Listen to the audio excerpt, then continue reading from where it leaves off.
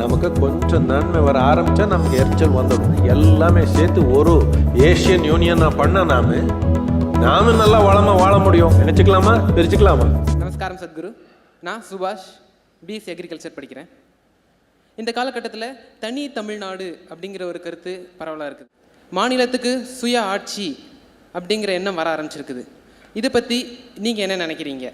இதனோட தாக்கம், இதனோட இம்பேக்ட் என்னவா இருக்கும்? நன்றி. இது புதுசாக வரல, முதல் இருந்தது. இந்த 1948 பார்ட்டிஷன் ஆயிடுச்சு.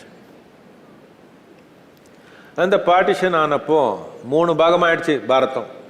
அது உணர்ந்தவங்க கொஞ்சம் போய் பேசி பாருங்க, என்ன உணர்ந்தாங்க அவராங்க, என்ன கஷ்டப்பட்டாங்க. 6 லட்சம் மக்கள் இறந்துட்டாங்க 2 பக்கம்.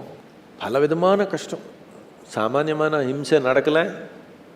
அதுலேயும் பெண்களுக்கு குழந்தைக்கு நடந்த ஹிம்சை சொல்ல முடியாது, வாயில் சொல்லிக்க முடியாது. அந்த மாதிரி அசிங்கங்கள் எல்லாமே நடந்துடுச்சு. வெறும் 69-70 வருஷம் ஆயிடுச்சு. நமக்கு மறந்து போச்சு. திருப்பி இன்னொரு தடவை நாம் உணரணும்னு ஆசைப்படுறோம். திருப்பி அப்படி உருவாக்கணும்னு நினைக்கிறீங்களா? ஐயோ, நமக்கு கொஞ்சம் நன்மை வர ஆரம்பித்தா நமக்கு எரிச்சல் வந்துடும். போது எப்படி யூரோப்பில் அவர் செகண்ட் வேர்ல்டு வார் எல்லாம் ஒருத்தர் மேலே ஒருத்தர் பெரிய சண்டை போட்டாங்க. ஒன்றும் சாமானியமான போர் இல்லை, அந்த மாதிரி போர் போட்டாங்க.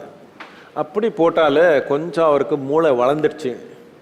அவர் என்ன பண்ணாங்க, இப்படியே இருந்தால் எப்போ இருந்தாலும் ஒரு போர் நடந்துடும், அதனால் நம்ம எல்லாம் ஒன்றா சேர்ந்து யூரோப்பியன் யூனியன் ஆகிடலான்னு எல்லாம் ஒன்றா சேர்த்துட்டாங்க. நாடுகள் எல்லாமே என்ன 27 நாடுன்னு நினைக்கிறேன், எல்லாம் ஒன்றா சேர்த்து ஒரு யூரோப்பியன் யூனியனாக பண்ணாங்க. இதனால நல்லா வாழிருக்காங்க அவர். நாம் இந்த மாதிரி யோசிக்கணும், இந்த ஒரு யூனியன் பண்ணிக்கணும். நாம் சுத்தம் இருக்கிற தேசங்கள் எல்லாமே ஸ்ரீலங்கா, பாகிஸ்தானு, பங்களாதேஷ், ஆப்கானிஸ்தானு, நேபாள், பர்மா எல்லாமே சேர்த்து ஒரு ஏஷியன் யூனியனாக பண்ண நாம் நல்லா வளமாக வாழ முடியும். இல்லைன்னா ஒருத்தர் மேலே ஒருத்தர் பண்ணி இப்படியே பிரிச்சியே போய்க்கலாம். நாம் நல்லபடியாக வாழணும், மக்களுடைய நன்மைக்காக ஏதோ ஒன்று செய்யணும்னா பிரிக்கிற நேரம் போயிடுச்சு, இணைக்கிற நேரம் இது. இணைச்சிக்கலாமா, பிரிச்சுக்கலாமா?